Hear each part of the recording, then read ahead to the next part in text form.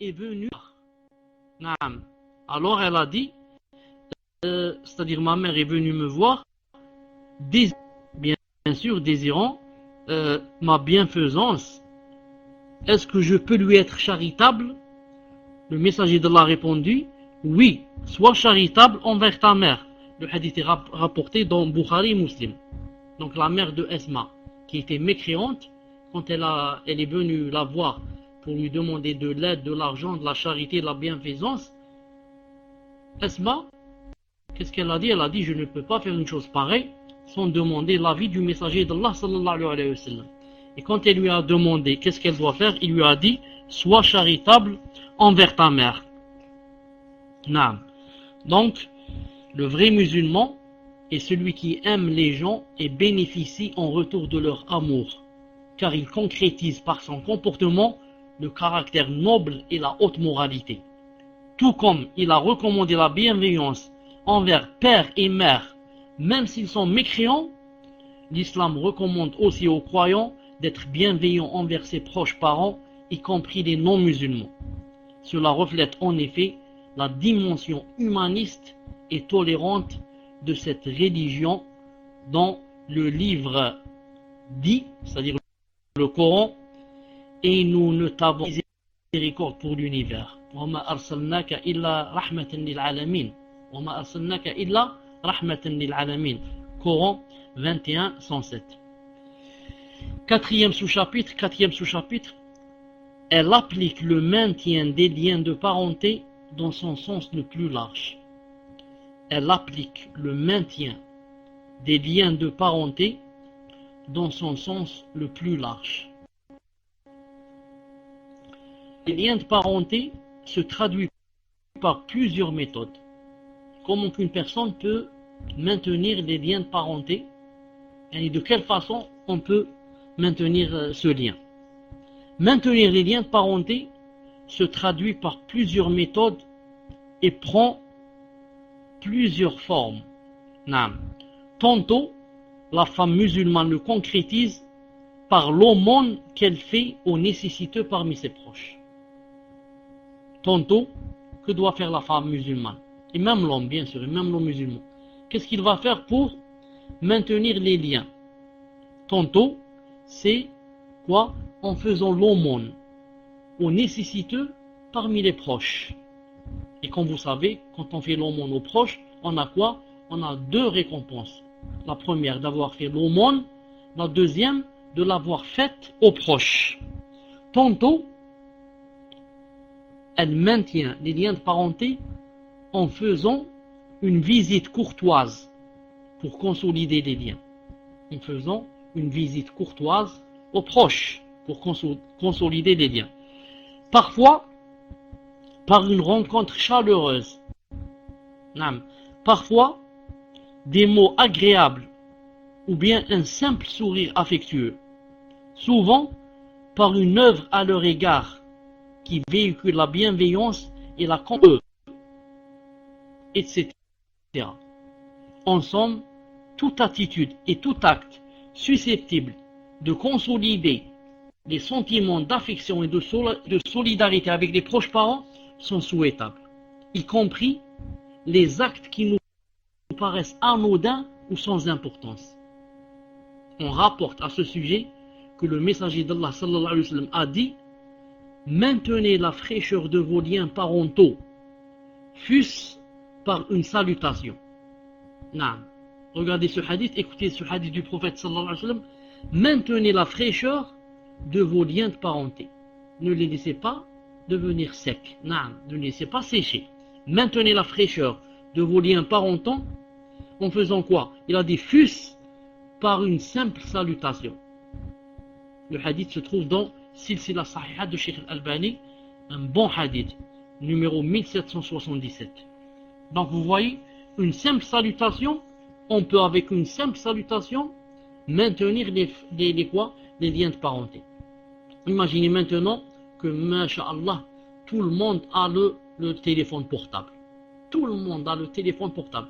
Je ne crois pas, Wallahu a'lam, je dis Wallahu a'lam, je ne crois pas que il y a une personne de nos jours qui sera excusée demain devant Allah pour dire je n'avais pas les moyens de maintenir les liens de parenté. Je ne crois pas qu'une personne puisse être excusée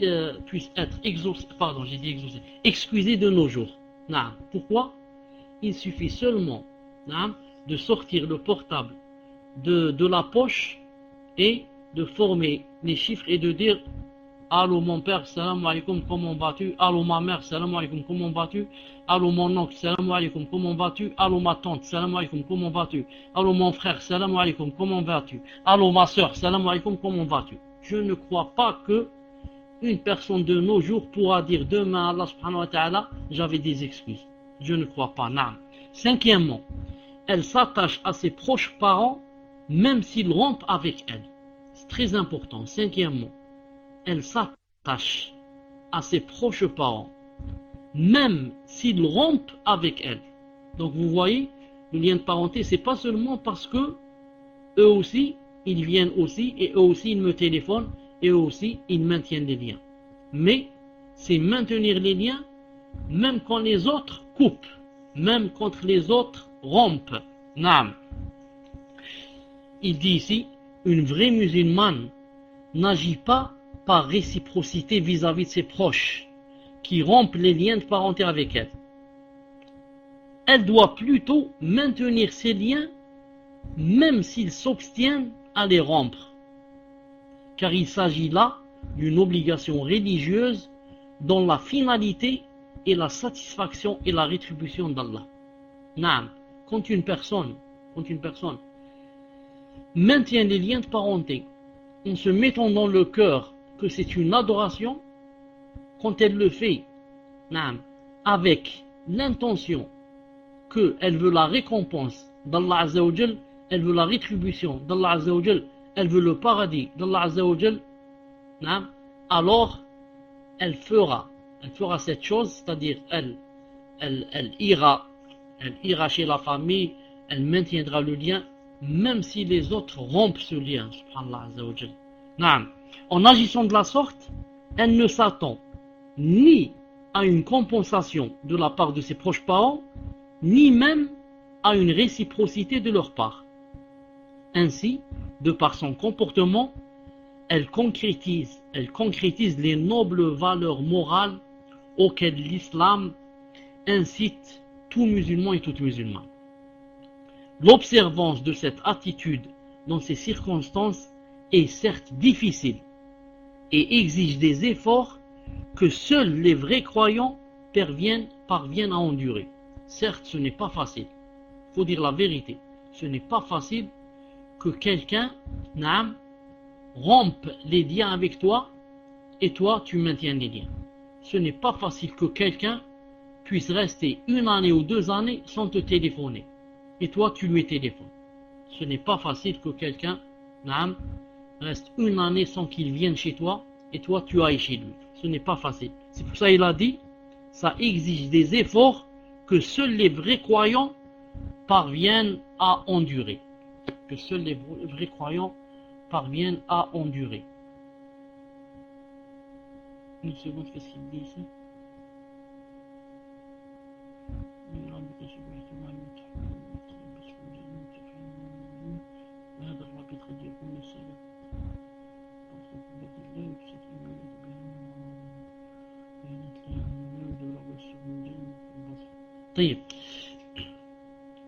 L'observance de cette attitude dans ces circonstances, comme j'ai dit, exige des efforts que seuls les vrais croyants parviennent à endurer. Cependant, toute musulmane sincère doit faire des efforts à atteindre ce haut rang qui fait d'elle une femme bienveillante envers les proches parents, même s'ils se montrent ingrats et hostiles.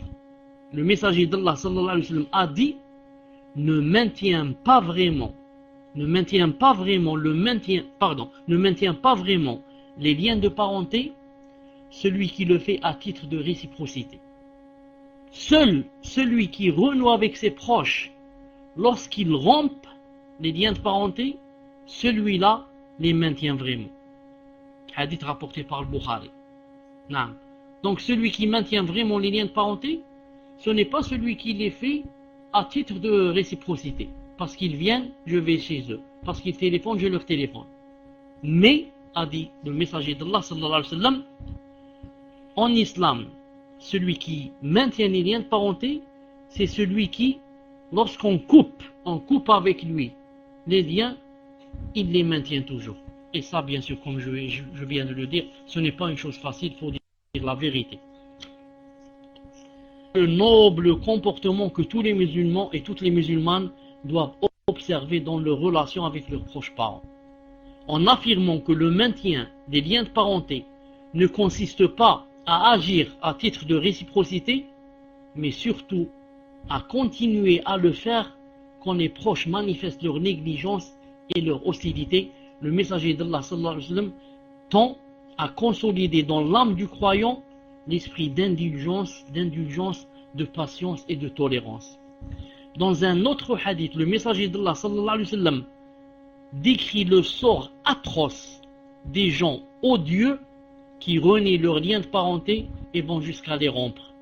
On rapporte qu'un homme vint voir le messager d'Allah sallallahu alayhi wa sallam et lui a dit: ô messager d'Allah, j'ai des proches avec qui je maintiens les liens de parenté alors qu'ils les rompent. J'agis en bien avec eux alors qu'ils me font du mal. Je suis indulgent à leur égard, mais ils m'offensent. Alors qu'a répondu le prophète sallallahu alayhi wa sallam? Qu'a répondu le prophète sallallahu alayhi wa sallam? Il a répondu: si tu agis vraiment comme tu le dis, c'est comme si tu leur faisais avaler des cendres brûlantes. Et Allah t'accordera son soutien contre eux tant que tu continueras à agir de la sorte. Hadith rapporté par Muslim. Voir Sharh Sahih Muslim, volume 16, page 115. Vous savez ce qu'il lui a dit, sallallahu alayhi wa sallam? Je relis. Il lui a dit: si tu agis vraiment comme tu dis quoi? Tu as dit: je maintiens les liens de parenté alors qu'ils les rompent. J'agis en bien avec eux alors qu'ils me font du mal. Je suis indulgent envers eux alors qu'ils m'offensent. Alors le messager d'Allah a dit: si tu agis, si vraiment tu ne mens pas et tu fais ce que tu viens de dire maintenant, c'est comme si tu leur faisais avaler des cendres brûlantes. Et Allah t'accordera son soutien contre eux tant que tu continueras à agir de la sorte. Telle est l'importance de la parenté en islam. La maintenir est un acte dont la rétribution est sans limite. Ceux qui la renient ou la négligent encourent malheur et réprimande, alors que ceux qui maintiennent ces liens et supportent l'hostilité de leurs proches méritent bonheur et récompense.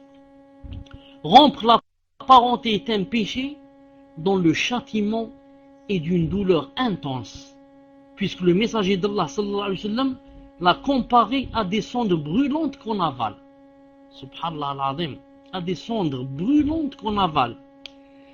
Elle est importante à un point qu'Allah Azza wa Jal accorde son soutien à celui qui s'y attache et le dote d'endurance afin de pouvoir persévérer et manifester ce noble comportement. Non, rend les liens, il les rend, les liens de parenté. Et toi, tu persévères et tu continues à maintenir ces liens, c'est comme si tu lui faisais avaler des cendres brûlantes. Donc c'est dire que celui qui rend les liens, c'est vraiment un grand péché pour lui. Si ce n'était pas un grand péché, pourquoi alors ça a mangé, à avaler quoi? Des cendres brûlantes. Ce n'est pas facile d'avaler des cendres brûlantes. C'est un grand supplice. C'est là le châtiment de celui qui rend les liens de parenté. Avant de conclure ce chapitre, rappelons qu'une vraie musulmane maintient les liens de parenté en toutes circonstances. Même si ses proches rompent avec elle, elle reste attachée à eux dans l'unique intention de plaire à Allah. Elle n'accorde aucune importance à leurs sottises ou à leurs offenses qu'ils lui infligent sporadiquement. Elle ignore ses bassesses qui n'occupent que les esprits étroits, car elle sait que le fait d'agir réciproquement annule les bonnes œuvres et affecte les bons propos qu'elle doit entretenir avec eux. Si elle adopte cette attitude envers ses proches parents, c'est parce qu'elle agit en conformité du hadith du messager d'Allah sallallahu alayhi wa sallam qui dit « La parenté est accrochée au trône ».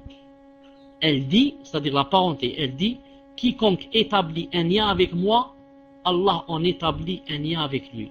Quiconque rompt avec moi, Allah rompt avec lui. » Rapporté par Bukhari Muslim. Vous voyez, quiconque rompt les liens de parenté, bien sûr, sans excuse valable, alors celui-là, Allah Ta'ala a rompu avec lui. Si tu veux avoir un lien avec Allah Azza wa Jal, laisse tes liens de parenté. Maintiens tes liens de parenté. Arrose. Il a dit c'est comme un arbre. Arrose tes liens de parenté. Sinon, ça va sécher et tu vas perdre quoi? Tu vas perdre et les parents et le lien qu'il y avait entre toi et Allah Azza wa Jal. طيب.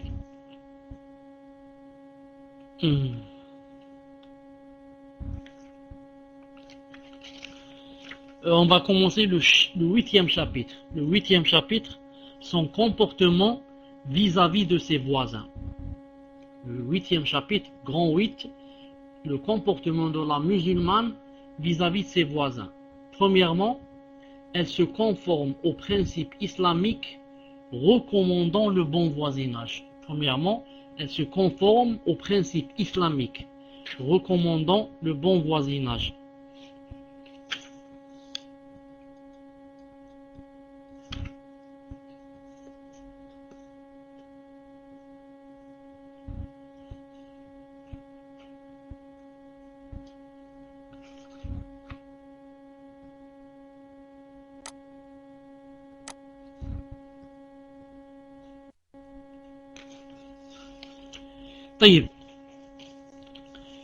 Je vais laisser Inch'Allah Ta'ala ce chapitre pour le prochain dars. Je profite vite pour répondre à quelques-unes de vos questions Inch'Allah Ta'ala. تفضل فردوس تفضل إن شاء الله تعالى. Salam alaikum. Firdaus, Inch'Allah, vous pouvez poser votre question. Fouane, je vous avais remis le raid sans faire exprès.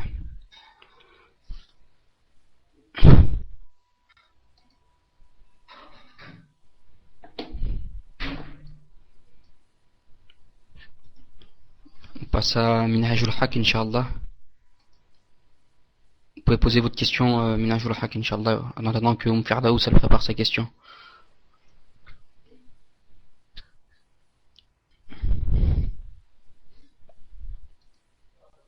Donc je rappelle, barakallahu fikum, de préparer vos questions à l'avance pour qu'on puisse gagner du temps.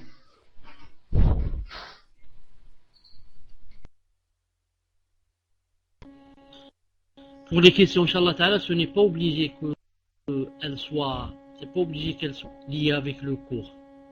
Non, car on n'est pas dans la aqida. Fadal ibn al-Qayyim.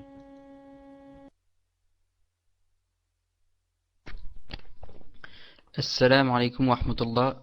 Concernant le RMI, c'est le revenu minimum d'insertion, sachant qu'on travaille au noir, mais que l'on se dit au RMI que l'on ne travaille pas est interdit ou pas. Yani, cher, la question, le RMI c'est le revenu minimum d'insertion pour les personnes qui ne travaillent pas en France. Et la question est donc, est-ce qu'on peut le percevoir, le toucher en travaillant au noir? Travailler au noir, c'est-à-dire pas déclaré. Wa alaykoum salam wa rahmatullah wa barakatuh. Ce que je voudrais faire comprendre, Inch'Allah Ta'ala, mes frères et mes sœurs, à mes fils et mes filles, c'est quoi? C'est que en islam, il est interdit de mentir, que ça soit à un musulman ou à un kafir. Être dans la secte des takfiriyin, qui disent on peut mentir au kafir et on peut le voler, on peut le tuer, etc. Tu veux être des salaf salih, tu veux être comme le prophète sallallahu alayhi wa sallam, comme les messagers, comme ce qu'a dit le Coran. Dans ce cas, il est interdit de mentir au kafir. Tu lui mens quand il y a lui. Dans la bataille, tu lui mens Et le prophète ne mentait pas directement, c'est-à-dire il jouait sur les mots. Mais en règle générale, on ne ment pas ni à un kafir ni à un musulman. C'est pour ça que si tu mens, tu lui dis je travaille pas alors que tu travailles, ça veut dire que l'argent que tu perçois devient haram. L'argent que tu perçois devient haram. Et la même chose quand on fait un pacte avec un kafir, on fait un pacte et on fait des conditions, on ne joue pas sur les conditions. On a fait une condition, khalas, c'est une condition. Maintenant, entre parenthèses, si la personne est dans la darura, elle n'a plus de quoi manger ou de quoi, elle va mourir de faim, ça c'est autre chose. Mais je parle en général. En général, on est kafir. Fadlan, Inch'Allah ta'ala, le prochain. Salam alaikum wa rahmatullah yashir. Ahyakum Allah, une sœur convertie demande: est-elle obligée de maintenir les liens de parenté avec son père biologique? Entre parenthèses, elle est née alors que ses parents n'étaient pas mariés. Qu'Allah le Tout-Puissant vous préserve et vous garde. Amin. Wa alaykum salam wa rahmatullah wa barakatuh. Celui-là, bi'idna azza wa jal, n'est pas son père. N'est pas son père. Le père, c'est celui qui s'est marié avec ma mère, qui a été la cause pour que j'existe. C'est celui-là, mon père, bi'idnillahi subhanahu wa ta'ala. Maintenant, je voudrais poser une question à cette personne. Est-ce que son père biologique, c'est-à-dire, est-ce qu'il dépensait pour elle et comme ça? Est-ce qu'il dépensait pour elle? Est-ce que c'est lui qui l'a éduqué? Je lui pose cette question, j'attends sa réponse. Minhaj Lohak, Shir vous a posé une question. Donc la question c'est: est-ce que le père biologique, est-ce qu'il a dépensé pour... Donc la réponse est non, pas vraiment. Cette personne a vécu jusqu'à son adolescence avec sa mère et après chez son père, pendant quelques années. Donc la réponse, Inch'Allah ta'ala, c'était la première. Et pour finir, elle était placée sous tutelle de la DAS. Celui-là donc, c'est comme j'ai dit, c'est un étranger, c'est quelqu'un qui a fait le haram avec sa mère, c'est un étranger pour elle. Wallahu azza wa jal a'lam. Tafadhal. Ibrahim 8, Inch'Allah, c'est à votre tour de poser la question. Assalamu alaikum wa rahmatullah wa barakatuh, Shir. Une mère peut-elle donner la zakat à son fils étudiant en sciences? Barakallahu fikum, qu'Allah vous récompense. Amin. Wa alaykum salam wa rahmatullah wa barakatuh. Cette question a deux côtés. Le premier côté, une femme peut donner la zakat même à son mari, même à son fils. Pourquoi? Parce qu'en islam, la femme, ce n'est pas elle qui doit dépenser pour son mari ni pour son fils. C'est pour ça qu'elle peut donner la zakat à son mari ou à son fils, mais s'ils remplissent les conditions. Les conditions, vous les connaissez, s'ils rentrent dans les 8 cas, comme par exemple être pauvre, nécessiteux, ou endetté, ou bien voyageur, enfin les 8 cas, vous les connaissez. Donc elle voit, est-ce que son fils, il rentre dans les 8? Est-ce qu'il est nécessiteux? Est-ce qu'il est pauvre? Est-ce qu'il est voyageur? Est-ce qu'il est endetté? Et comme ça. Maintenant, reste le deuxième côté. Donner la zakat à quelqu'un maintenant, je laisse le fils de côté. Le fils, je le laisse, c'est elle qui voit est-ce qu'il remplit les conditions ou pas. Maintenant, est-ce qu'on peut donner la zakat à quelqu'un qui est étudiant?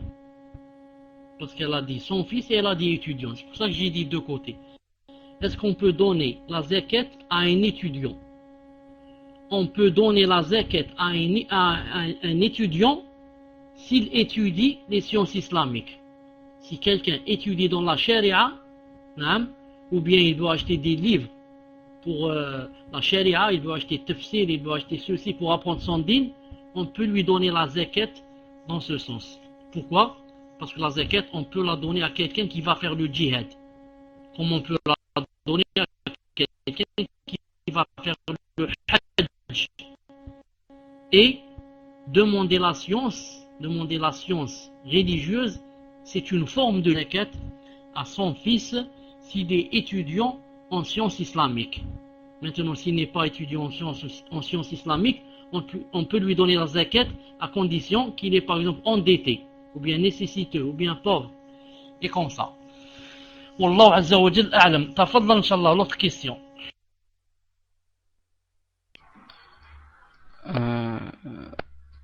Muslima, Inch'Allah, c'est à votre tour de poser la question.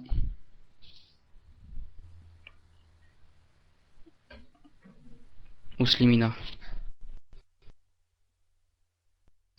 Donc, Inch'Allah, c'est toujours le même principe. Quand votre question est finie, vous nous tapez numéro 1, Inch'Allah, pour indiquer qu'il n'y a plus rien à lire.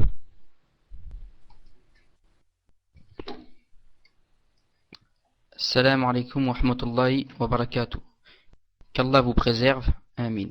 Une sœur a été demandée en mariage il y a peu de temps. Elle était d'accord, mais après s'être rendue compte que ce frère n'était pas celui qu'elle croyait être, et elle a des doutes concernant le minhaj de celui-ci, doit-elle continuer avec lui, ou bien peut-elle s'arrêter?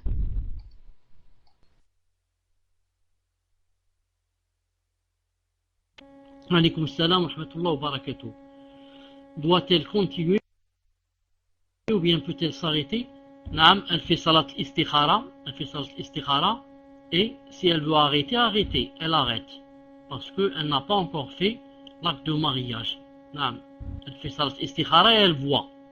De toute façon, ce n'est pas toutes les personnes qui ne sont pas dans le minhaj qui ne sont pas mariables. Car des femmes acceptent le minhaj et elles acceptent de suivre le minhaj si on lui montre. Naam, c'est un peu difficile, c'est mieux que la personne soit directement dans le minhaj. Mais des fois on ne trouve pas.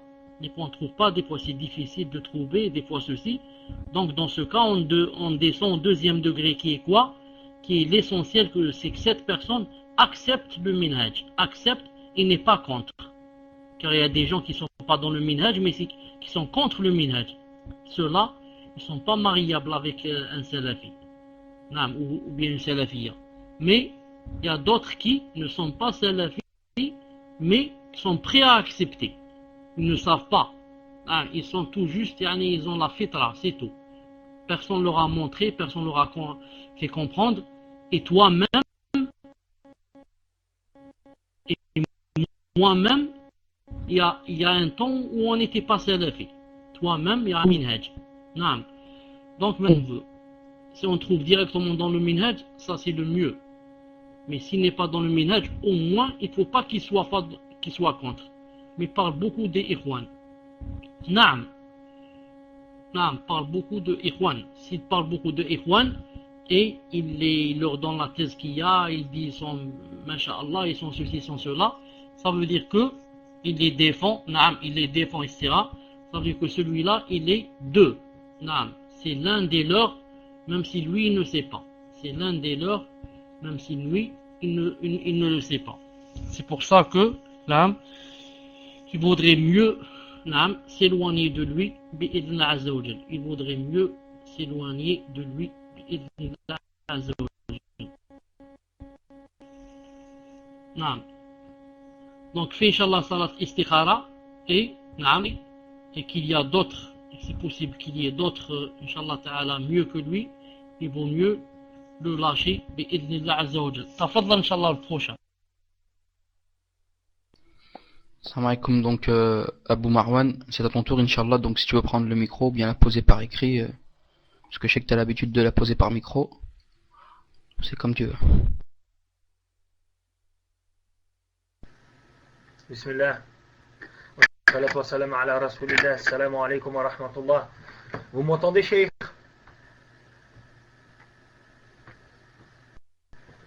Est-ce que vous m'entendez? Il y a du son, Inch'Allah.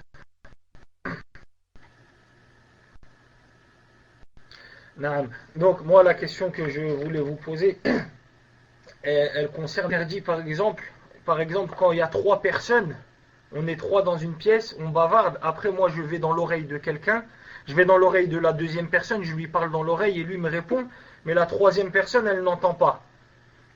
Et en fait, par rapport à ce hadith, je me posais une question, par rapport à, comment ça s'appelle, le paltalk, l'internet. Cheikh, est-ce que vous savez c'est quoi le whisper dans le paltalk? C'est par exemple, on est dans le salon, quelqu'un il vous envoie un message, mais il n'y a que vous qui allez lire le message. Mais c'est pas un message privé, hein. C'est un message qui apparaît dans le salon. Et donc moi, il m'est arrivé parfois, je suis dans un salon, j'ai le micro, je parle, et il y a du monde. Et quelqu'un il m'envoie un whisper, et moi je fais comme ça, je dis. Et donc, le prophète sallam il a dit, attendez, excusez-moi, whisper, d'accord, hein, d'accord, whisper. Et bien là, c'est comme si que la personne m'a parlé dans l'oreille. Donc moi, ce que je voulais savoir, c'est est-ce que ce genre de comportement, est-ce que ça rentre dans le hadith? Est-ce que ça rentre dans l'interdit ou est-ce que c'est permis? Ou par exemple, on est 2, on va parler en arabe et il y a quelqu'un avec nous, il ne comprend pas l'arabe. Et on le laisse. Vous avez compris la question, Cheikh? Barakallahu fikum, assalamu alaikum, Allah yahfadika, Cheikh.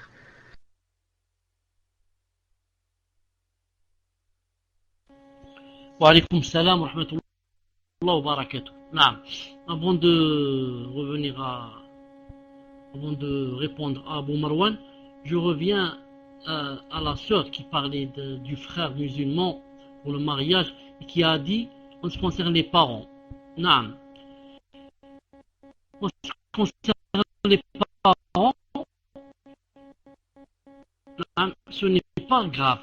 Ce n'est pas grave de dire que je me rétracte, mais ce qui est grave, c'est de vivre avec une personne avec laquelle. Ce qui est grave, c'est d'être timide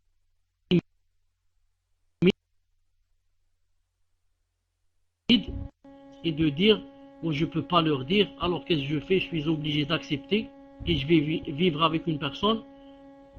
C'est pour ça que on doit envoyer un émissaire ou bien on envoie quelqu'un pour téléphoner ou bien on téléphone. Là, mon cœur n'est pas apaisé.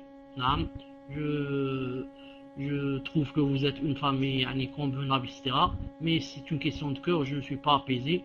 Vous m'excuserez, Inch'Allah Ta'ala, comme ça, facilement. Ou bien sûr, la sœur peut d'abord, comment dire, elle peut d'abord être sûr que ce frère défend cette chose, défend ce minage, et qu'il n'est pas, car il est possible que lui, il dise des choses comme ça, mais pas en les défendant. Seulement, c'est tout ce qu'il a appris. On ne lui a pas appris le minhaj. C'est possible que ça soit comme ça. Car il y a une différence entre celui qui ne connaît pas la vérité et celui qui connaît la vérité et ne l'accepte pas. Il y a une différence entre les deux. C'est pour ça que la sœur doit voir est-ce que de quel genre est celui-là. Est-ce que c'est le genre qui ne connaît pas ou c'est le genre qui est contre. Et elle fait l'istikhara et elle prend une décision, Inch'Allah Ta'ala.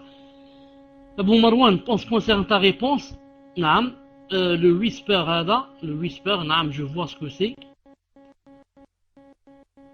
Le whisper, si c'est dans quelque chose, juste pour guider quelqu'un.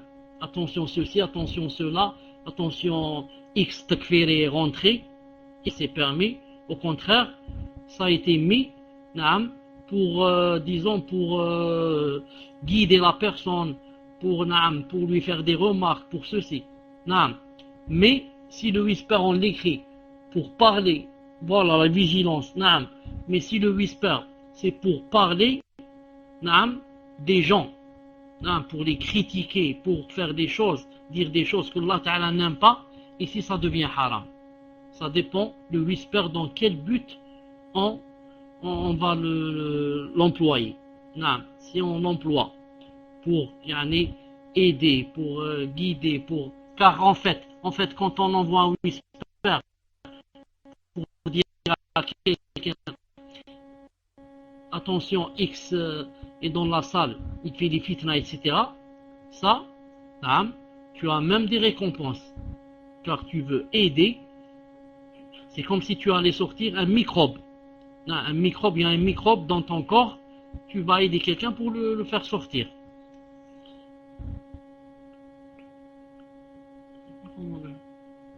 Celui peut avoir, mais les autres ne savent pas de quoi on parle. Non, les autres, ils ne sont pas obligés de savoir. Non, ils ne sont pas obligés de savoir.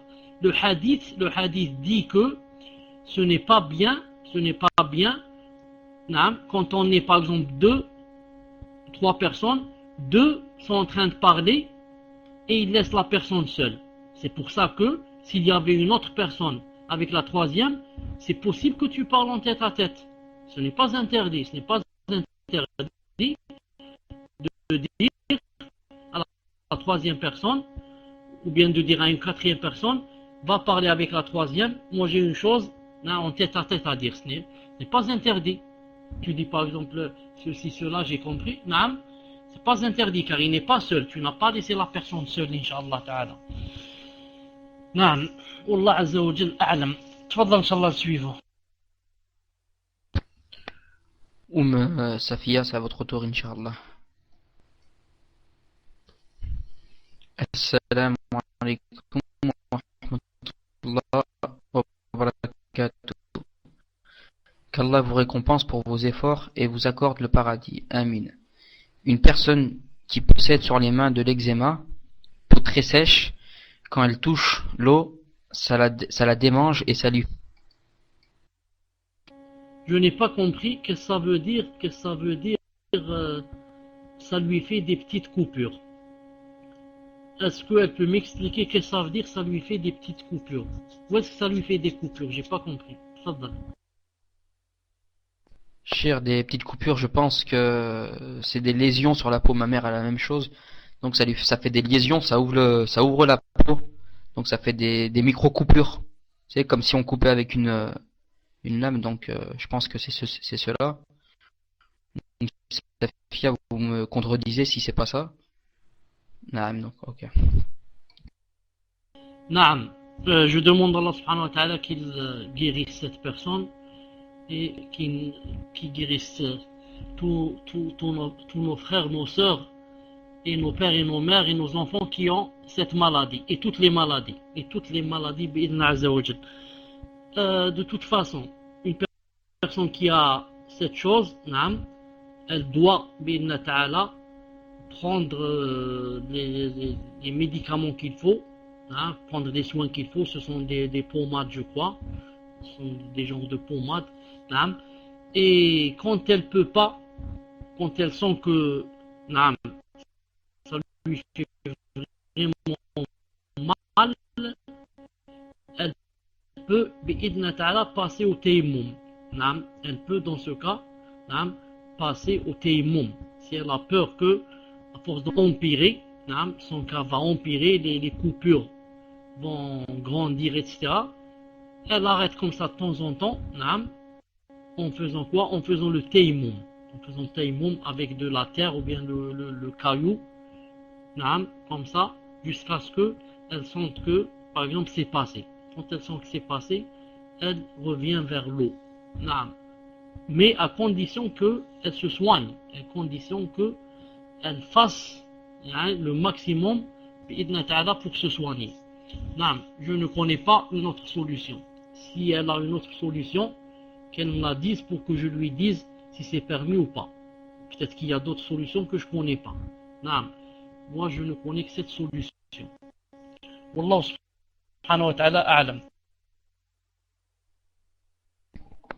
Abu Ayoub 51, à votre tour, Inch'Allah.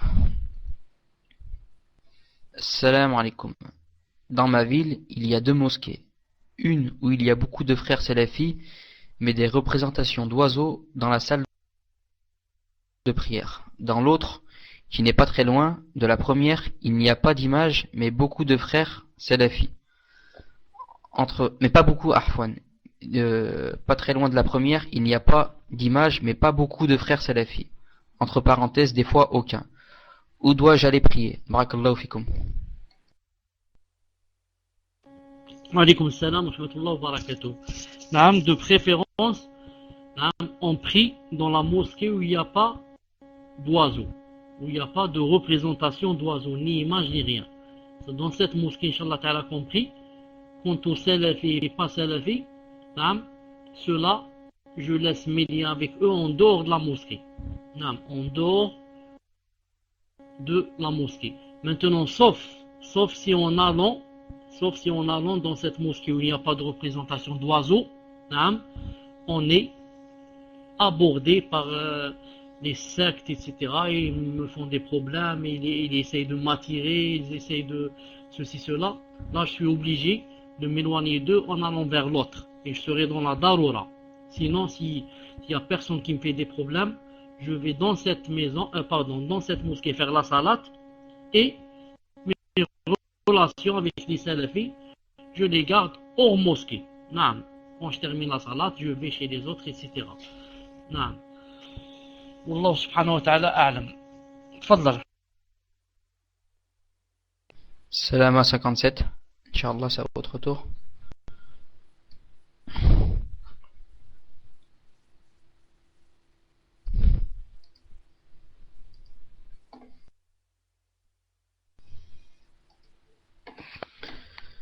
Salam alaikum wa rahmatullah, shir. Est-ce qu'une femme peut mettre des chaussures ouvertes devant avec des chaussettes? Entre parenthèses, sachant que la forme des orteils paraissent, barakallahu fikum, qu'Allah vous récompense.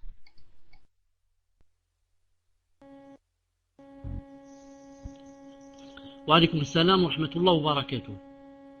Elle ne peut pas mettre des chaussures qui montrent les orteils, même si les orteils sont cachés par des chaussettes. Même si les orteils sont cachés par des chaussettes, le pied de la femme reste toujours une fitna. C'est pour ça que elle devrait mettre des chaussures qui cachent son pied. Des chaussures qui ne montrent rien de son pied. Et encore, certains savants disent que, son djilbab bien sûr, disent que son djilbab doit cacher ses chaussures. Naam. Donc, si au moins elle ne cache pas ses chaussures, alors qu'elle cache ses pieds, pour qu'on ne voit pas ses orteils, même s'ils sont enveloppés par des chaussettes. Naam. Tafaddal inshallah ta'ala suivant.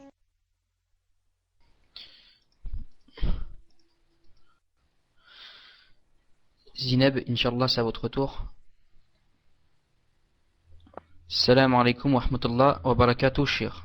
Je vous remercie d'avoir répondu à mon mail. Jazakumullahu khairan. Une sœur m'a chargé de vous poser la question qui suit. Cette sœur ne souhaite pas que ses enfants se rendent au domicile de sa coépouse. Cela lui est-il permis? Qu'Allah vous préserve et vous accorde le firdaus. Amin. Cher Arfouane, la sœur elle m'a dit la même chose en PV, mais moi je la vois pas sur ma liste. Ajib, hein, c'est bizarre ça. Donc Saoudia, Inch'Allah, transmettez-moi votre question et je vais la poser. Apparemment c'est un problème sur moi j'ai Zineb sur ma liste, je vous ai pas. Des fois ça arrive qu'on a une personne, on voit pas le pseudo apparaître. Donc je m'excuse. Donc Inch'Allah, vous me donnez votre question en PV et je vais la poser. Ok, cher, Inch'Allah. Donc Inch'Allah, je pose la question de Zineb. Salam alaikum wa rahmatullah wa barakatuh, cher. Je vous remercie d'avoir répondu à mon mail. Jazakallahu khairan. Une sœur m'a chargé de vous poser la question qui suit. Cette sœur ne souhaite pas que ses enfants se rendent au domicile de sa coépouse. Cela lui est-il permis? Qu'Allah vous préserve et vous accorde le firdaus. Wa alaykoum salam wa rahmatullahi wa barakatuh. Il faut faire la différence entre que la sœur n'accepte pas que ses enfants aïe. Une seconde. Elle a dit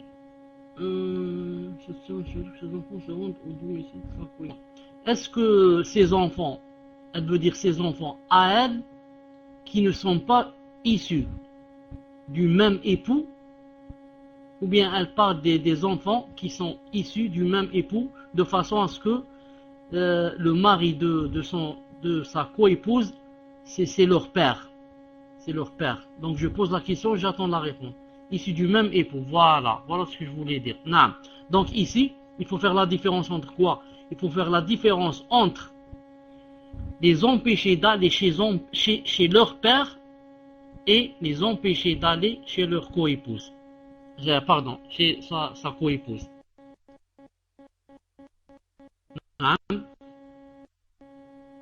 Elle n'a pas le droit de les empêcher qu'ils voient leur père. Mais ce n'est pas obligé qu'ils aillent chez... Elle a peur d'elle, par exemple, qu'elle fait du sihr, ou bien elle sait qu'elle a un mauvais œil, ou bien elle sait qu'elle va leur apprendre des choses qui ne sont pas bien, elle peut les empêcher. Elle dit, moi, mes enfants ne partent pas chez ta coépouse. Quant à toi qui es leur père, tu peux venir les voir, tu peux les prendre ailleurs, chez ta mère, dans un autre appartement où tu veux, tu les prends au jardin, à la forêt, où tu veux. Mais seulement, je ne veux pas qu'ils rencontrent, il faut avoir une raison. Il faut avoir une raison. Pourquoi, spécialement, tu ne voudrais pas qu'il aille chez cette femme? Il faudrait une raison, bien sûr. Quelle est la raison? Qu'elle n'est pas bien, peut-être qu'elle est ceci, elle est cela. Sinon, pourquoi alors elle interdirait? Elle a peur pour eux. Justement, elle a peur de quoi? C'est ce que je voulais dire. Elle a peur de quoi? Si elle a peur qu'elle là, alors, Inch'Allah Ta'ala, qu'elle explique ça à son mari, c'est tout.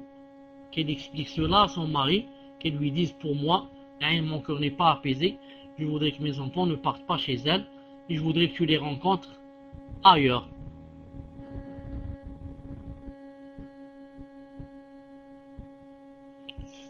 Donc qu'elle convainque son mari, car elle n'est pas obligée de les envoyer chez sa coépouse. Sa coépouse, c'est une étrangère pour elle. Personne ne l'oblige qu'elle envoie ses enfants chez elle. Mais qu'elle fasse comprendre son mari pour qu'il comprenne pour qu'il soit convaincu qu'elle lui interdit pas de voir ses enfants. Mais elle ne voudrait pas, pour des raisons personnelles, elle ne voudrait pas que ses enfants aillent chez sa coépouse. Ce n'est pas une obligation que ses enfants aillent chez la coépouse. Donc, salam alaikum, je vais lire les questions de Saoudia. Assalamu alaikum, shir. Je crois que lors d'un cours, vous aviez répondu à une question que lorsque la femme est en dehors de chez elle et que le temps de la prière est entré, elle doit prier debout et que sa prière assise n'est pas valable sans excuse, quitte à prier devant des non-musulmans si elle ne craint aucun danger. Allahu a'lam. Je poste là.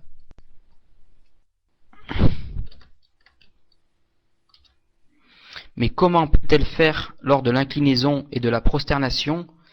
Et serait-il possible à la personne qui a fait l'annonce dernièrement sur cette room concernant la sœur qui a fait Hijra en Égypte, je vais donner les coordonnées de cette dernière pour ceux qui le veulent en privé. Wa alaykoum salam wa rahmatullahi wa barakatuh. La femme, si vous avez remarqué en islam, quand elle fait la prière, elle se met derrière les hommes. Elle se met derrière les hommes. Pourquoi? Pour ne pas être une fitna pour les hommes. C'est pour ça qu'elle se met derrière. Comme ça, quand elle se met derrière, les hommes sont debout, à l'avant, ils ne voient pas ce qui se passe derrière. C'est pour ça que la femme, dans les hadiths authentiques, il est dit que dire dans sa tente, c'est mieux que la prière dans sa chambre. La prière dans sa chambre, comme ça. C'est pour ça que maintenant, si elle est dans un endroit où c'est l'heure de la prière et qu'elle doit faire la prière, alors qu'elle choisisse au maximum un endroit où elle peut être cachée. Alors si elle ne trouve pas, alors qu'elle choisisse un endroit où elle peut être derrière. C'est-à-dire qu'elle mette par exemple son dos derrière un arbre. C'est-à-dire derrière son dos, il y a un arbre, il y a une voiture, il y a son enfant. Et comme ça, lorsqu'elle s'incline, elle se prosterne, il y a toujours quelqu'un derrière elle. C'est la meilleure position. Mais il n'y a rien dans l'islam qui interdise à la femme d'essayer d'être toujours au derrière, de façon à ce que il y ait quelque chose dans son dos, si elle peut. Un arbre de préférence, comme ça quand elle est prosternée ou elle est inclinée, sa aura est cachée. Wallahu ta'ala a'lam. Tfadla inshallah ta'ala le suivant. Abdelrahman, à votre tour, Inch'Allah. Assalamu alaikum, Shir. Qu'Allah Azzawajal vous préserve et qu'il vous récompense pour tout ce temps que vous nous accordez. Amin. J'envisage de faire l'Hijra très prochainement et j'aimerais savoir si a-t-on le droit de partir en laissant derrière soi ses parents, frères et sœurs dans l'ignorance, car ils accordent beaucoup de leur temps à la dunya. Faut-il les prêcher avant de partir? Barakallahu fikum, qu'Allah vous accorde le firdaus, Allahumma amin. Wa alaykum assalam wa rahmatullahi wa barakatuh. Prêcher les gens, leur faire la da'wa, surtout à la famille, ce n'est pas une chose qui a rapport avec la hijra. Naam. Moi, quand j'ai ma famille, ou là j'ai mes voisins, ou là j'ai des gens qui veulent m'écouter, je dois leur faire le prêche, surtout si ce sont ma famille. Naam. Sans dire, est-ce que je dois les prêcher avant de faire la hijra. Non, la hijra c'est autre chose, et le prêche c'est autre chose. Le prêche, on le fait tout le temps, et à chaque fois qu'on a l'occasion, on doit le faire. Maintenant, autre chose, quand on leur fait le prêche, ils acceptent, alors on doit commencer dès maintenant, comme ça, d'ici le temps de faire la hijra, on aura fait le maximum qu'on peut faire. Mais ce n'est pas parce que il y a des gens qui sont dans l'ignorance que moi je ne vais pas faire la hijra à cause d'eux et que je dois rester dans un pays de kufr où je peux couler moi-même d'un instant à l'autre. Dans un pays de kufr, d'un instant à l'autre, et une personne peut couler. Et les personnes qui sont en train de couler, on ne peut pas les compter, tellement ils sont nombreux qu'Allah Azza wa Jal nous préserve. C'est pour ça, vous, chaque soir avant d'aller vous coucher, si vous voyez que vous êtes toujours dans le vrai chemin, vous êtes toujours dans la piété, vous avez fait des salats à l'heure, vous n'avez pas fait le haram, pas de zina, pas ceci, chaque side, et je tiens, et je suis toujours dans le droit chemin. Naam. Car c'est vraiment difficile dans le pays de les choses qui se passent dans les pays de Kuffar. Naam. Peut-être vous ne savez pas, mais je sais que vous savez. C'est vraiment très grave. Non, très grave. Je voudrais pas vous affaiblir si je vous dis zina. Et je voudrais pas vous affaiblir si je vous dis qu'il y a des sœurs avec le niqab et avec les gants qui font la zina. Avec le niqab et avec les gants. Il y a même des sœurs mariées qui font la zina. Avec le niqab et les gants, des sœurs mariées font la zina avec des frères. Allah subhanahu wa ta'ala al-musta'an. Je voudrais pas dire comme ça devant tout le monde, mais je l'ai dit, c'est dommage parce que ça va faire plaisir aux kuffars et ça va faire plaisir à qui? Aux autres sectes. Aux sectes qui vont dire voilà, celle-là, les salafiyas, le niqab et elle fait la zina, etc. Vous allez dire comment il a dit elle a fait la zina, il est avec elle. Comment il a su? Il faut 4 témoins, etc. Non. C'est des personnes qui elles-mêmes font cela et qui me contactent. Elles-mêmes font cela et qui me contactent. Non. Que Allah Azza wa Jal nous en préserve. Donc la hijra est obligatoire.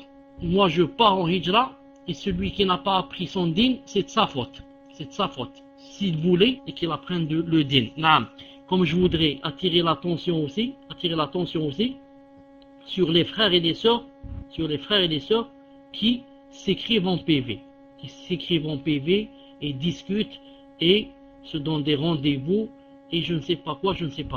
Naam. Tout cela auront vraiment un grand châtiment demain lorsqu'ils rencontreront Allah Azza wa Jal. Surtout parce qu'ils l'ont fait dans des salons à vocation islamique. Ils sont rentrés dans les salons où on doit apprendre le din, les salons où on veut connaître l'islam, et eux, ils se sont écrits comme ça en PV, ils ont fait la connaissance et ils ont commencé à s'envoyer leurs photos, à se rencontrer et bien sûr, ils finissent par tomber dans ce que je viens de dire. Ceux-là, leur châtiment sera grand demain quand ils rencontreront Allah Azza wa Jal. Car ils ne sont pas rentrés dans un salon où c'est écrit rencontre et connaissance et ceci, cela. Mais ils sont rentrés dans le salon où il y a islam et ils écrivent aux sœurs et les sœurs écrivent aux frères, ils commencent à faire la connaissance et ils tombent dans le haram. Que Allah Azza wa Jal nous préserve. Tfadla Inch'Allah Ta'ala le prochain. Merhaba, Inch'Allah, c'est à votre tour. Assalamu alaikum wa rahmatullah wa barakatuh. Peut-on consommer de la muscade? Jazakumullahu khairan. Cheikh. Assalamu alaikum. C'est une épice. Vous savez, alaykoum salam, comme on dit que jawab far'a an tasawwur, il faudrait d'abord comprendre la question pour pouvoir répondre. Naam. Je ne sais pas ce qu'est la muscade et je ne sais pas c'est quel genre d'épice c'est. Naam. Comment puis-je alors répondre? Je ne sais pas ce qu'est la muscade ni de l'épice. C'est pour ça que je ne peux pas répondre. Naam.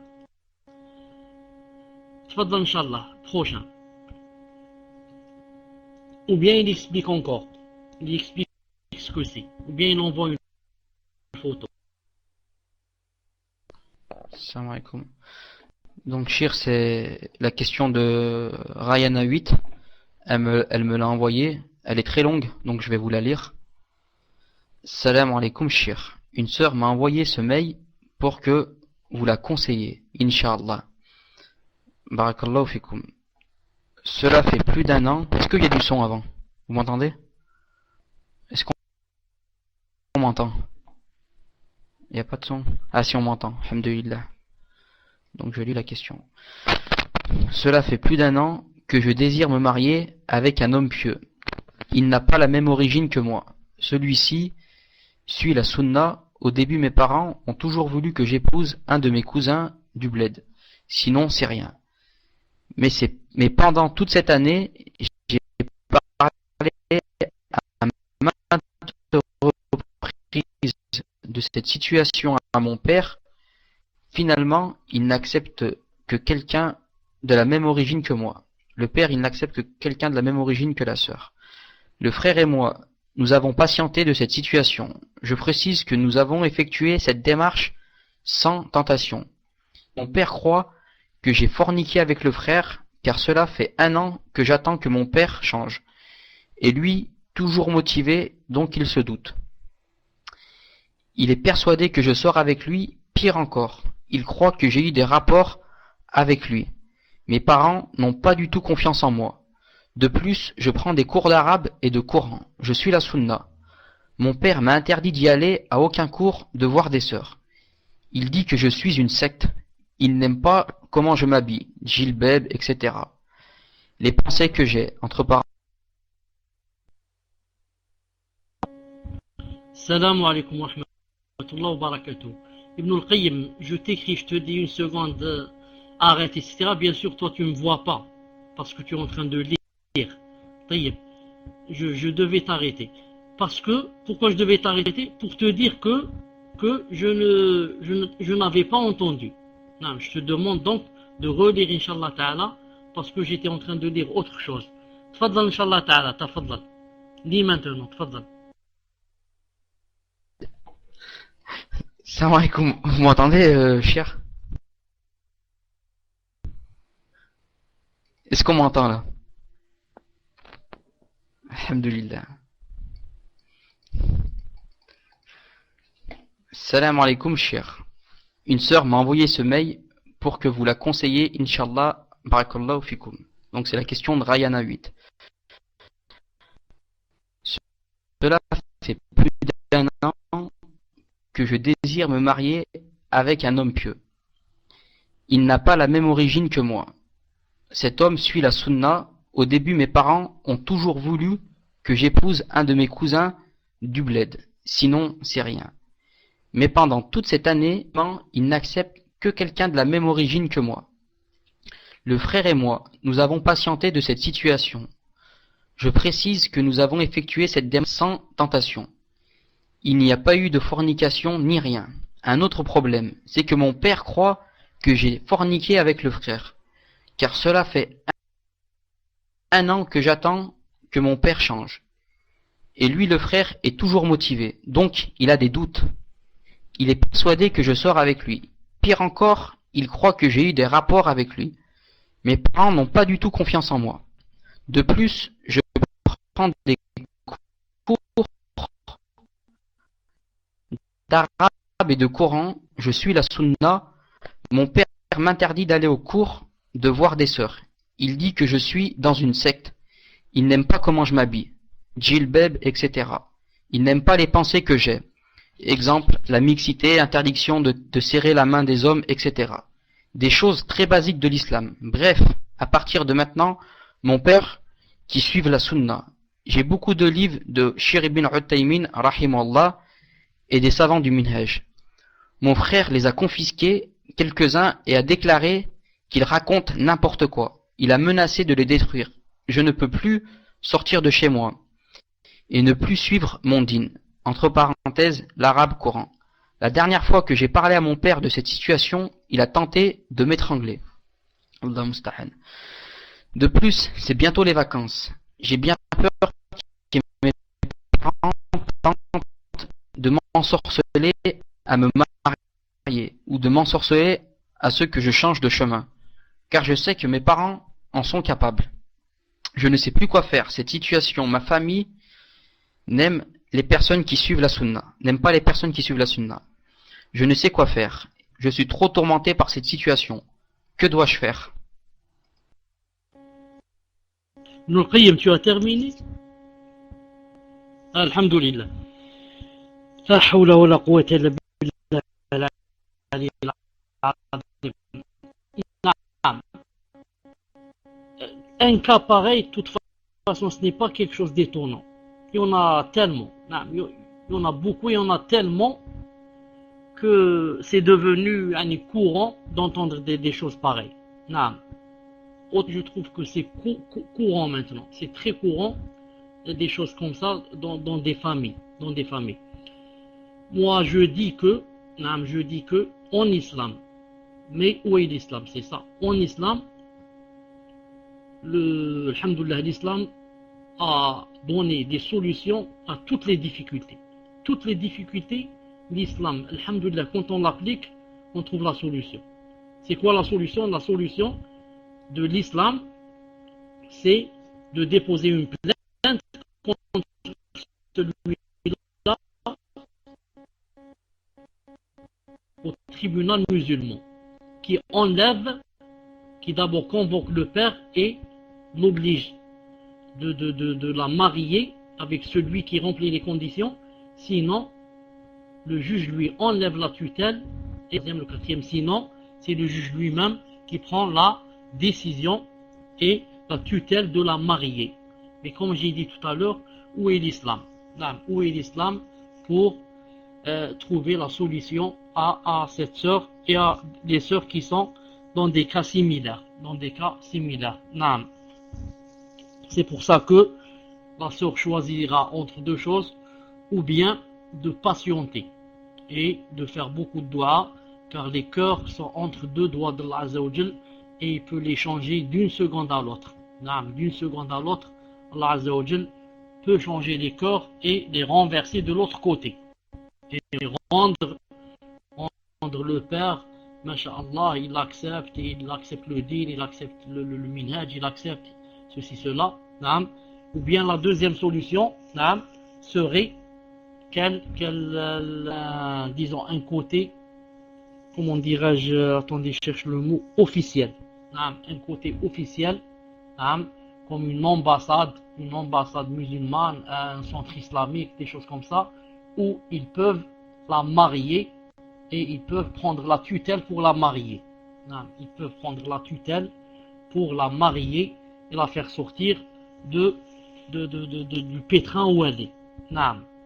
Sinon, je ne vois pas comment qu'elle pourrait faire. Je ne vois pas comment qu'elle pourrait faire. Naam. Car l'islam, ou bien on va au côté officiel, si on était dans un pays musulman comme le tribunal, naam. Sinon dans un pays de kufr, il faut aller vers un centre islamique, vers l'ambassade, vers un imam qui est officiel, et comme ça, naam, pour essayer de lui traiter. Tafadla, Inch'Allah, le prochain. Salam alaikum. Donc, Shir, il y a Merfag qui a envoyé la définition pour concernant peut-on consommer de la muscade, c'est une épice, donc il m'a écrit, elle entre dans la composition du curry et son utilisation est très variée dans la cuisine, qu'elle soit salée ou sucrée. En cuisine française, elle est notamment utilisée pour aromatiser le gratin dauphinois. L'aril de la noix de muscade, séchée, appelée massis ou fleur de muscade, est très appréciée pour sa coloration orangée. Pense être plus douce que le massis. Cher, donc, d'après Talab al-Ilm, donc il dit vertu, c'est une drogue douce. Allahu a'lam. Donc, il y a deux. Salam alaikum, vous avez du son? Alhamdulillah. Donc, Shir, il y a la question de Abu Ahmed. Je vais vous la lire, Inch'Allah. Assalamu alaikum. Donc, assalamu alaikum, je refais. Shir, un frère était musicien il y a 5 ans. Il sait que la musique est haram désormais. On lui devait... Subhanallah, excusez-moi. Shir, un frère était musicien il y a 5 ans. Il sait que la musique est haram désormais. On lui devait une somme d'argent depuis 5 ans due à la musique. A-t-il le droit de prendre cet argent? Il y a aussi une sœur qui a acheté des vêtements, ordinateur portable, avec une carte soi-disant gratuite. Elle avait tout payé et maintenant cette sœur a reçu une facture de 2000 € à leur régler. Ce sont des intérêts. Doit-elle se débarrasser de ces choses ou peut-elle les garder? Et doit-elle payer cette somme qu'il leur réclame? Barakallahu fikum, c'est fini la question. Ok, cher Inch'Allah. Donc je vais répéter pour la sœur. Là, je vais faire un copier-coller, comme ça vous pouvez lire en même temps que moi. Donc, il y a aussi une sœur qui a acheté des vêtements. Ordinateur portable avec une carte soi-disant gratuite. Elle avait tout payé et maintenant cette sœur a reçu une facture de 2000 € à leur régler. Ce sont des intérêts. Doit-elle se débarrasser de ces choses ou peut-elle les garder? Et doit-elle payer cette somme qu'il leur réclame? Donc voilà comment la question elle m'a été transmise. Wa alaykoum salam wa rahmatullahi wa barakatuh. En ce qui concerne la deuxième question, il faut dire que c'est pas clair. Mais je réponds d'après ce que j'ai compris, c'est tout. Non. Car comment se fait-il que d'un côté elle a payé ce qu'elle a acheté, ensuite on lui réclame de payer encore une fois 2000 €. Ça c'est vraiment difficile à comprendre, mais c'est comme ça que j'ai compris moi. J'ai compris qu'elle a acheté des choses, elle a payé, ensuite on lui a demandé de repayer. On lui a demandé de repayer 2000 € à cause des comment ça s'appelle, des intérêts ou je sais pas quoi. Non. Et maintenant elle dit, peut-elle les garder? qu'est-ce qu'elle peut garder? Les choses qu'elle a achetées, elle peut les garder parce qu'elle les a payées. Elle a acheté des choses, elle a payé. Non, ces choses, elle peut les garder puisque elle a donné en contrepartie de l'argent. Non, reste pour les intérêts, elle ne les paye pas. Non, pour les intérêts qu'on a demandé, elle ne les paye pas. Non, car on n'a pas le droit de payer des intérêts. On n'a pas le droit de payer des intérêts. Non, elle ne paye pas les intérêts. Elle n'avait pas tout payé, juste certaines choses. Est-ce qu'elle savait qu'en ne pas payant certaines choses, elle va avoir des intérêts et que ça va...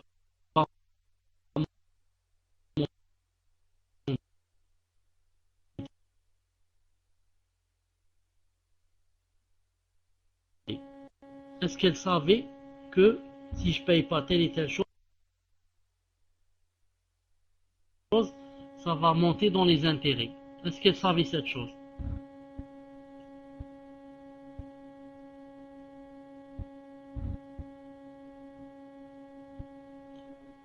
Ah, elles sont doutées. Naam.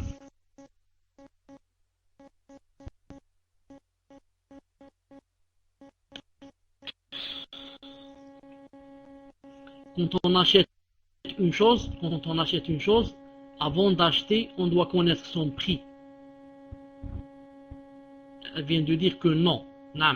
Si elle sait que par exemple, elle va aller en prison, bien on va lui faire quelque chose vraiment, lui prendre son argent de la banque et comme ça. Non. Sinon, tant qu'elle peut, elle ne paye pas. Tant que je peux, je ne vais pas les payer, surtout que je ne savais pas. Je ne savais pas que dans cette chose, il y avait des intérêts à payer. Je ne paye pas les intérêts qui sont de l'argent de haram, l'argent que vous me prenez sans que je sois d'accord, à condition, comme je viens de dire, que je ne fais pas rentrer un plus grand mal sur moi, ni en ma personne, ni en mes biens. Ça, c'est en ce qui concerne la deuxième question. En ce qui concerne la première question, quelqu'un qui jouait de la musique, etc., et qui, après il a su que c'était haram, il n'a plus le droit de prendre l'argent. Il n'a plus le droit de prendre cet argent. Parce qu'à partir du moment où il a su que c'était haram, il n'a plus le droit de prendre l'argent de la musique qu'il jouait ou bien qu'il faisait. Et comme ça, non, cet argent sans qu'il veuille. Sur son compte, ou là qu'on lui donne un chèque sans qu'il veuille, alors cet argent, il le donnera fi sabilillah. Il le donnera aux pauvres et aux nécessiteux fi sabilillah. Naam, à cette époque, il ne savait pas. Abou Ahmed, je suis d'accord avec toi. Mais maintenant, il sait. Maintenant, il sait que c'est haram. C'est maintenant que ça commence à compter. Tant qu'il n'a pas reçu l'argent, il ne le prend pas. Naam, voilà, c'est comme ça. Maintenant, je sais que telle et telle chose est haram, donc je ne prends plus telle et telle chose qui autrefois n'était pas haram car je ne savais pas. Et maintenant, à partir du moment où je sais, je ne prends plus. Mais si on me force et on me les donne, je les donne fissabillah. Naam, il peut donner à un membre de sa famille. Un membre de sa famille, si ce membre de sa famille est pauvre ou nécessiteux. Naam, il lui donne s'il a des dettes à payer comme ça. Naam. Taïb, écoutez, on dit ici, il y a un frère qui faisait des doros, et qui beaucoup de frères et sœurs écoutaient ses dars quand il était dans le minhaj. On me dit son pseudo c'est Al-Baydawi. Son pseudo c'est Al-Baydawi et maintenant il est devenu takfiri. Il kaffar tous les hukam. On me dit il donne des doros dans la Rome de Palestinian 8. Palestinian 8 qui est connu que c'est un grand mais bien sûr il n'a pas de science. Palestinian 8 n'a pas de science. Enfin, tous ils n'ont pas de science. Mais celui-là, il est comme eux. Est-ce que vous pouvez faire une mise en garde pour que les gens n'écoutent plus ces cours dans la Rome qui s'appelle les Salaf? Non. Vous avez remarqué que maintenant,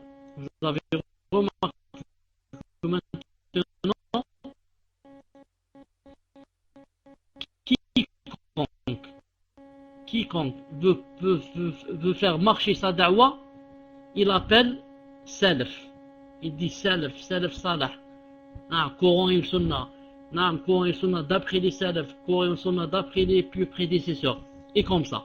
Donc, Inch'Allah Ta'ala, vous avez assez, voilà, vous avez, Inch'Allah Ta'ala, assez de science pour ne pas être dupé. Pour ne pas être dupé et pour ne pas tomber dans le piège. On est en train de faire le cours. Il y a un salon qui est ouvert qui se fait appeler Ahlus Sunnah. Ahlus Sunnah. Est-ce qu'ils se sont fait appeler Ahlus Sunnah, ça veut dire qu'ils sont Ahlus Sunnah? Non, ce sont des Habash. Est-ce qu'ils disent Ansar Tawhid? Est-ce que parce qu'ils ont dit nous sommes les alliés du Tawhid, que ça veut dire qu'ils ne sont pas des Takfiriyin? Non, ce sont des Takfiriyin. Et comme ça. Donc l'essentiel c'est quoi? De ne jamais rentrer dans un salon si vous n'avez pas la tazkiya de ce salon. Si vous n'avez pas la tazkiya de ce salon, de ne jamais rentrer dans un salon, même s'il dit Ansar Tawhid, même s'il dit les alliés du prophète, ou bien ils disent les prédécesseurs. Salam alaikum. Juste une précision, Inch'Allah, parce qu'il y a des gens qui commencent à m'envoyer des PV qui me disent ouais, mais vous avez la preuve que le frère c'est un takfiri et tout. Donc il y a moi et un autre frère, Abou Saswen, donc celui qui est dans Central Furqan de Bruxelles. On a demandé à prendre contact avec le frère quand il faisait son dars dans la room à Palestinienne 8. Donc la room c'est Coran wa Sunna avec la compréhension des salaf. Donc on est rentré dans la room, on a demandé à prendre contact avec lui pour savoir si vraiment il était devenu takfiri et tout ça. Et on nous a bouncé de la room, donc le frère a vu que on s'était fait bouncer de la room, et c'est un frère qui nous connaissait, donc il a même pas cherché à prendre contact avec nous, donc voilà pour ceux qui m'envoient des PV. Donc Inch'Allah, en attendant la question de Jawariya, parce qu'elle la prépare en privé, Alias à votre tour, Inch'Allah.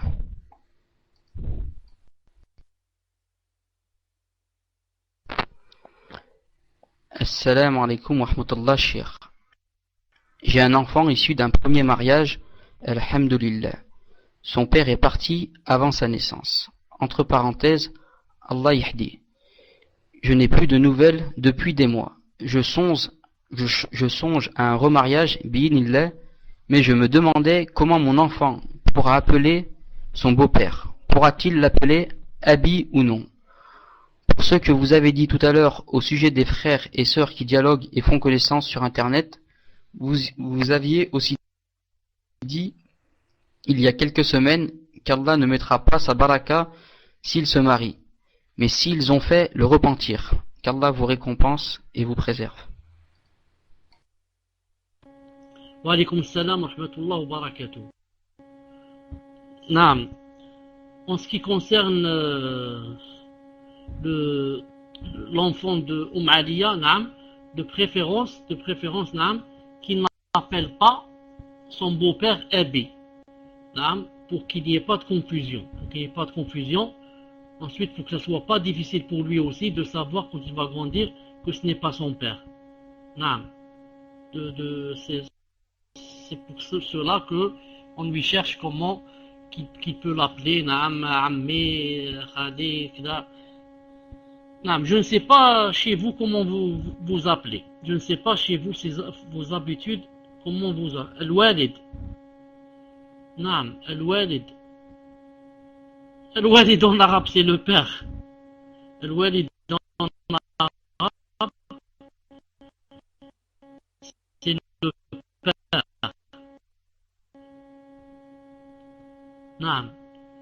Il faut chercher un mot comme ça qui soit respectueux, et qui ne fasse pas de confusion en même temps. Et on demandera au mari, bien sûr la femme demandera au mari. Par exemple, il peut l'appeler directement par sa kunya. On demandera au mari quelle est ta kunya. S'il dit par exemple je suis Abu ceci, Abu Muhammad, Abu Ali, il l'appelle par la kunya directement. Abu Ali, Abu Qabza. Naam, il l'appelle directement par la kunya. Inch'Allah ta'ala. En ce qui concerne, deuxièmement, en ce qui concerne, c'était quoi la deuxième question? Naam. En ce qui concerne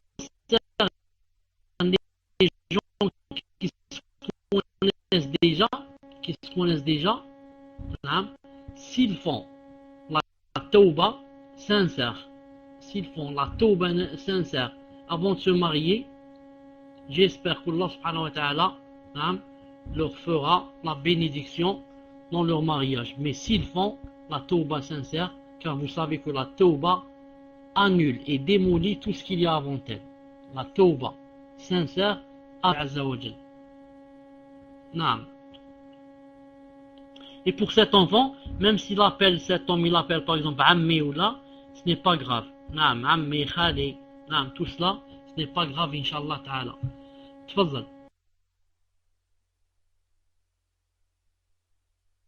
Chère la sœur Oumou Jawariya, elle m'a envoyé sa question en privé, mais le problème c'est que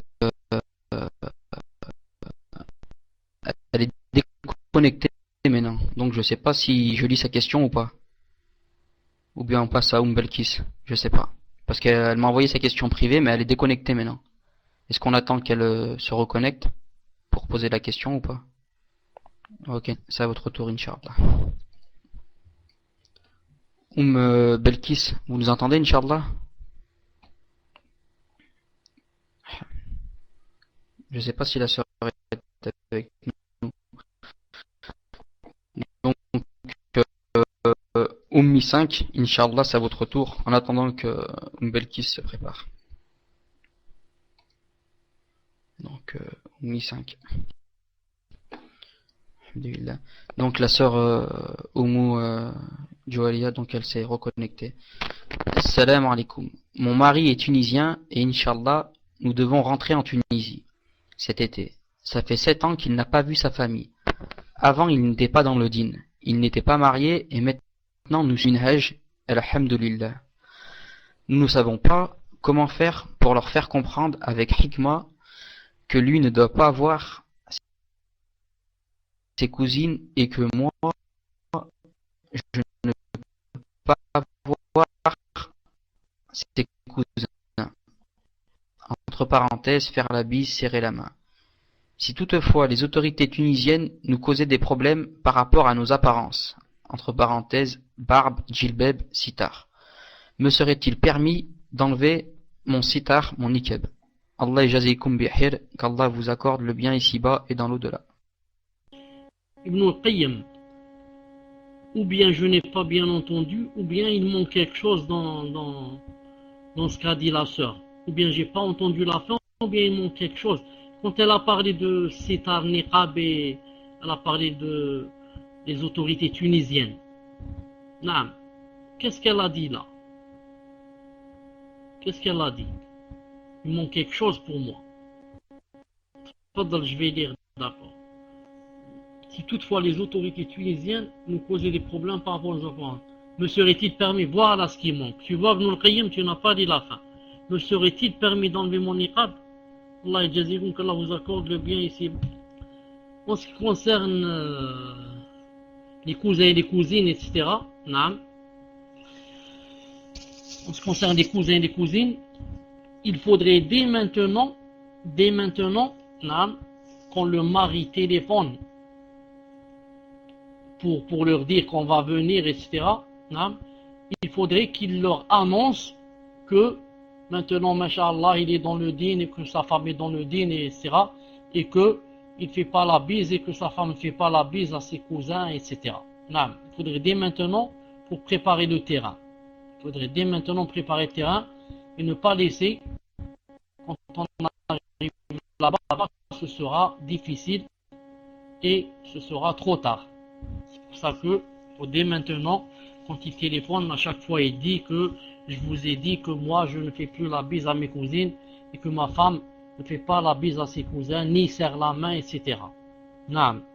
Et ils essaieront, Inch'Allah Ta'ala, de craindre Allah subhanahu wa ta'ala au maximum. Ils essaieront de craindre Allah subhanahu wa ta'ala au maximum, car je sais que ce n'est pas facile et ce n'est pas, ils vont réussir à chaque fois de ne pas serrer la main à tout le monde. Mais qui craignent Allah subhanahu wa ta'ala au maximum. Non. Ensuite, en ce qui concerne les autorités tunisiennes, etc., ce n'est pas facile. Non, il faut dire que ce n'est pas facile si elle va aller là-bas avec un djilbab, avec le sitar élégant. Avec le sitar élégant, je suis sûr qu'elle passera par le commissariat d'abord.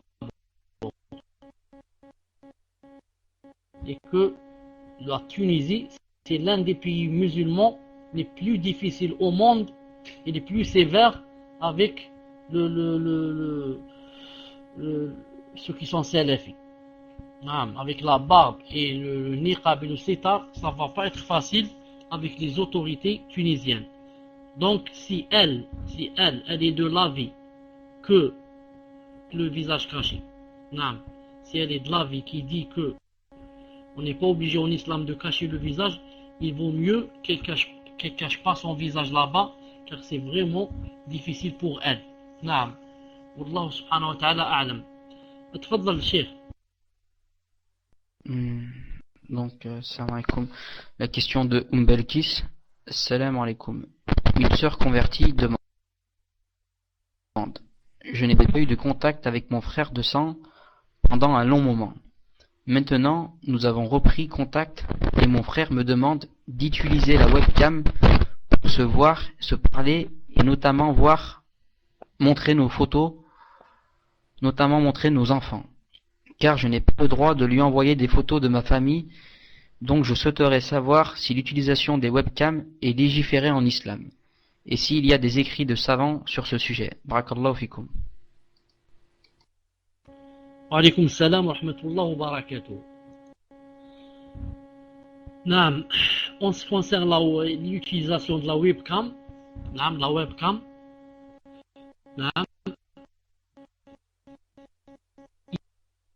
y a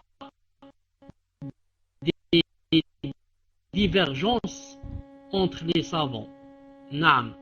Mais Inch'Allah Ta'ala, l'avis le plus sûr, Inch'Allah Ta'ala, c'est que c'est permis. Pourquoi? Parce que c'est en direct. C'est permis pourquoi? Parce que c'est en direct. C'est comme si j'avais un miroir en face de moi et je tournais un autre miroir en face du miroir et je tourne de façon à ce qu'elle soit vue pour celui qui voit le miroir qui est en face de mon miroir. Utiliser la webcam, c'est se voir en direct. C'est se voir en direct. Inch'Allah Ta'ala, ce n'est pas interdit. Et ceux qui ont dit c'est interdit, leurs délits ne sont pas, Inch'Allah Ta'ala, ne sont pas très très plausibles. Pourquoi? Parce qu'on est en train de se voir en direct.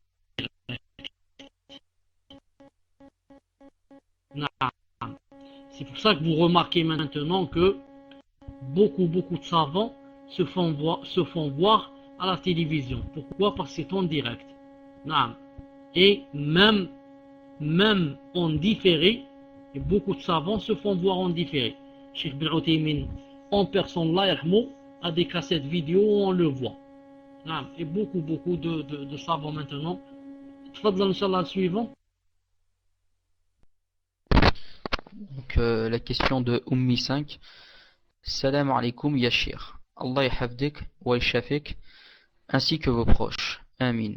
Premièrement, la muscade en dialecte algérien, c'est le djouza. Puis ma question est la suivante. Quelle est la récompense de la hijra? Barakallahu fikum. Wa alaykum salam wa rahmatullah wa barakatuh. Franchement, je ne connais pas le djouza hadi. Je ne connais pas le djouza. Si elle veut dire le djouz c'est les noix. Si elle veut dire les noix, c'est autre chose. Et si elle dit djouza, franchement, je ne connais pas le djouza hadi. Il faudrait que je demande. Et la prochaine fois, je parlerai, Inch'Allah Ta'ala, de cette djouza. Mais c'est peut-être le djouz. Si c'est le djouz en général, c'est des noix. Naam. En ce qui concerne, c'est har. Je ne sais pas, je vais demander après à, à- à ma femme, Inch'Allah Ta'ala, et à ma mère. Je vais voir c'est quoi les juice. Moi, je connais le juice. Je connais le juice, c'est tout. Naam. Les premièrement. Deuxièmement, en ce qui concerne la hijra, sa récompense, contrepartie, celui qui ne la fait pas, naam, et s'il meurt dans un pays de kufr, c'est vraiment difficile pour lui, quand il va rencontrer Allah subhanahu wa ta'ala, d'avoir vécu au milieu des kuffars qui sont là, en train de t'affaiblir, qui sont là, en train de te faire couler, et qui sont ta cause pour ta foi qui faiblit, qui ne monte jamais, ton iman qui est toujours en bas, les fitnas que tu vois, et beaucoup de gens, comme j'ai dit tout à l'heure, délaissent carrément le din, délaissent carrément la salat, jettent le djilbab, et tout ça, c'est à cause de quoi? À cause de ne pas avoir fait la hijra. À cause de ne pas avoir fait la hijra.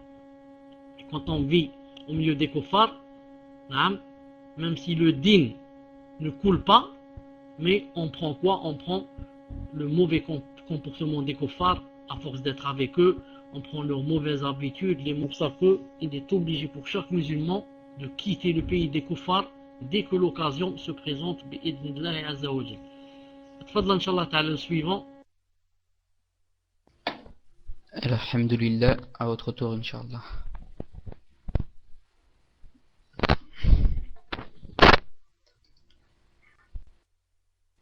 À vous le micro, Inch'Allah, Cheikh. Ibn al-Qayyim, est-ce que tu m'entends? Alhamdulillah. Taïb, je vois que le frère Abdullah 15 est avec nous. Je lui enlève le rouge. Inch'Allah ta'ala, je lui dis marhaba bik. Yani, ça fait longtemps qu'on t'a pas vu. Abdullah, Inch'Allah ta'ala, je te donne le micro pour que tu nous passes le salam, Inch'Allah ta'ala. Tfadlan. السلام عليكم ورحمة الله وبركاته. حيا الله شيخنا الفاضل وأطال الله من عمرك وعملك الصالح. حيا الله الإخوان الأفاضل الكرام. نعم شيخنا، الله يحفظك أخي. كنا في شغل فاكهين، نسأل الله أن يجمعنا وإياكم. بارك الله فيكم. فدون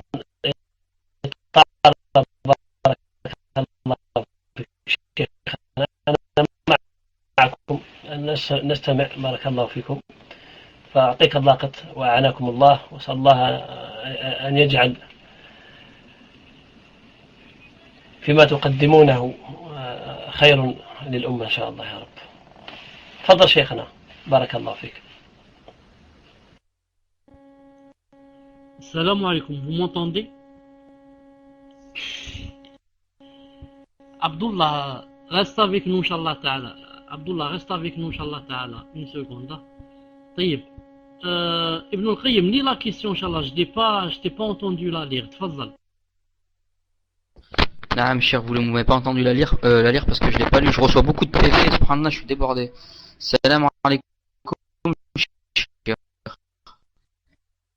Une sœur, ses frères et sœurs et la mère ont subi des violences de la part de leur mère. Ils ont décidé de fuir le domicile conjugal. Aujourd'hui, certains des enfants ont tenté pour Allah de recontacter ce père par téléphone. Et les enfants qui ne l'ont pas encore contacté, doivent-ils le faire tout en connaissant sa réaction? Barakallahu fikum. Wa alaykum salam wa rahmatullah wa barakatuh. Naam, pour que demain, devant Allah subhanahu wa ta'ala, ils aient des excuses. Pour que demain, devant Allah azza wa jal, ils aient des excuses, il faut que ils essayent d'insister. surtout, d'insister par exemple le jour de l'Aïd, le jour des fêtes, où d'habitude les gens se contactent. Et même les autres enfants qui n'ont pas encore contacté, même en connaissant sa réaction, ils doivent au moins le faire une fois. Car on ne sait jamais, peut-être que le père n'accepte pas de parler à X de ses enfants, mais il parle à Y. Des fois, il ne parle pas au grand, mais il parle au jeune, celui qui est jeune, le plus petit. Ou le contraire, il ne parle pas avec celui-là, mais il parle avec le plus âgé, parce qu'il le respecte, et comme ça. Donc, chacun de ces enfants doit, bi'idna ta'ala, faire quelque chose comme ça pour que demain devant Allah subhanahu wa ta'ala, il ait, inshallah ta'ala, des excuses.